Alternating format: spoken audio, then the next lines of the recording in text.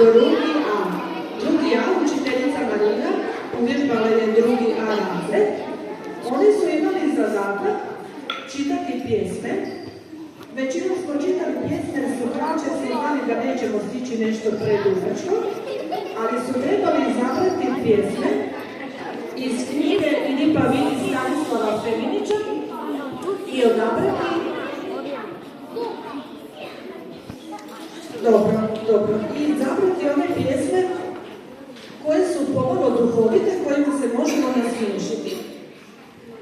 Tako su trebali pjesmu izabrati. Izabrali su pjesmu koja se zove U majmunskoj školi.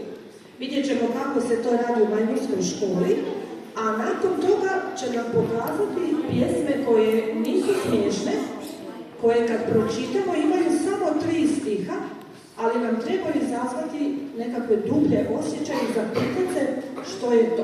A takva pjesma se zove Haiku. Pa evo, prvo ćemo poslušati U majmunskoj školi. Iva, ti prva počinješ, jel? U majmunskoj školi radi tko što voli. Već se prvog sata skače s prvog kata, a drugoga se sata naganjuju muhe, trećeg se sata love buhe.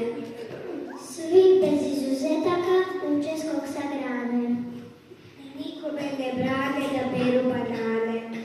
U majmunskoj školi brojni su zadaci, učitelji veseli, a šašavi đaci.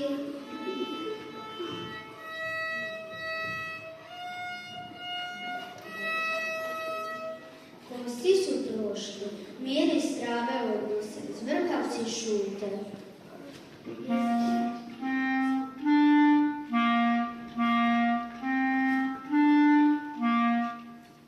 Dozrjeloj trešni, čvora kajato leti, cvrkut do neba.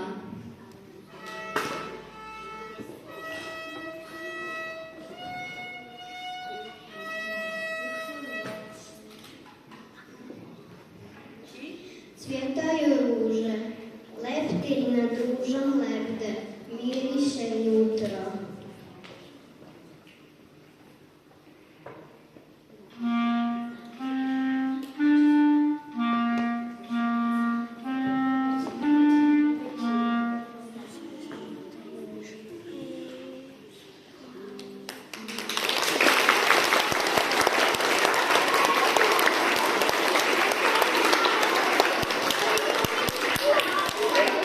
Prvi dio njihovog nastupa u majmunskoj školi, to mislim da ste mnogi čitali, je tako?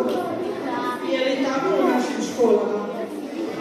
Nije, da, evo, volimo se ovako malo nasmijati. A ovaj drugi dio, Haiku poezija, kako vam se to sviđa? Jeste li to već čitali? Neki jesu, neki nisu, evo, i jako su nam lijepo svirale. Reci, ti si Erika, koji instrument sviraš? Klarinet. Koliko dugo sviraš klarinet? Evo, nešto kraće, ako si lijepo uvježbala. A ti si? Pa 1,5 godina. Evo ga. Pljesak za drugi akt.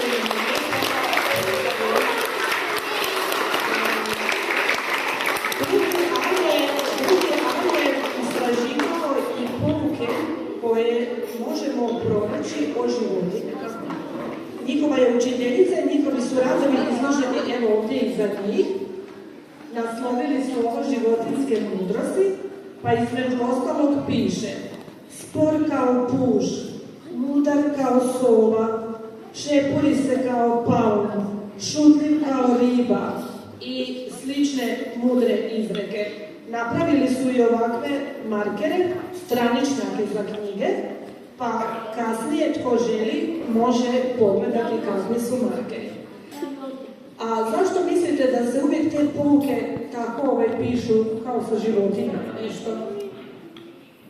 Ima li neku ideju zašto tako? Naprimjer, evo kao šepuri se kao paun. Jel ima ljudi koji se šepure? Sara?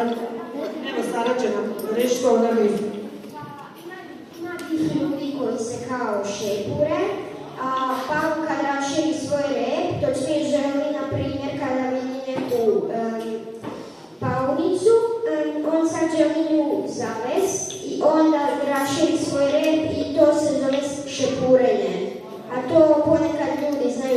se tako može reći kao uspjeh.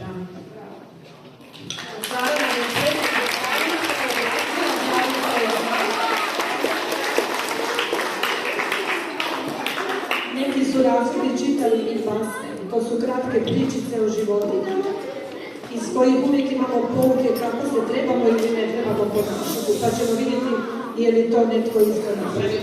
Evo, još jedan pljesak za drugi A.